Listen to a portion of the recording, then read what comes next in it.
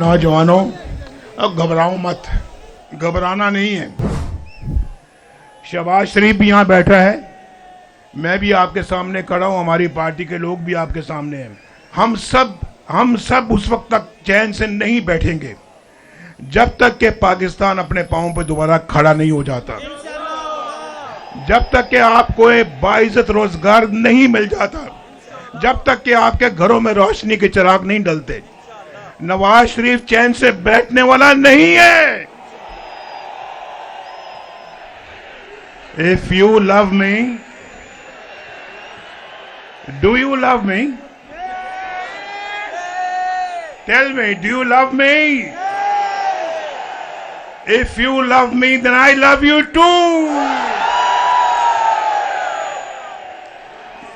ये social media पर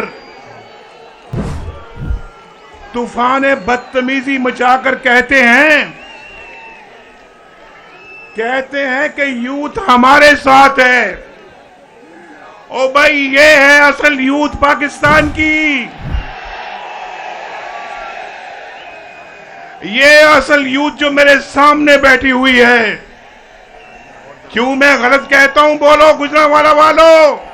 बड़े छोटे का एहतराम करते हैं, माँ बाप की इज्जत करते हैं और गरीबों का ख्याल करते हैं, छोटों को प्यार करते हैं, बड़ों का अदब करते हैं। ये है असल यूथ पाकिस्तान की। अभी शहबाज शरीफ साहब कह रहे थे कि हमने करप्शन कम की, और ये हम नहीं कह रहे, ये ट्रांसपेरेंसी इंटरनेशनल कह रहा है कि नवाज शरीफ के दौर में, मुस्लिम लीग नून के दौर में करप्शन सबसे कम थी। भाई, करप्शन सबसे कम नहीं थी, सिर्फ करप्शन सबसे कम नहीं थी, और रोटी की कीमत भी सबसे कम थी, और आटे की कीमत भी सबसे कम थी, और फिर चीनी की कीमत भी सबसे कम थी, घी की कीमत भी सबसे कम थी, पेट्रोल की कीमत भी सबसे कम थी, और बिजली की कीमत भी सबसे कम थी। तरक्की की रफ्तार 6% हो गई। आईएमएफ ने कहा, जब हमने आईएमएफ को खुदा हाफिज कहा, तो आईएमएफ कहता है कि पाकिस्तान अगर इसी रफ्तार से तरक्की करता रहा तो आइंदा पाकिस्तान को आईएमएफ की जरूरत नहीं होगी। लेकिन देखो, शूमिए किस्मत।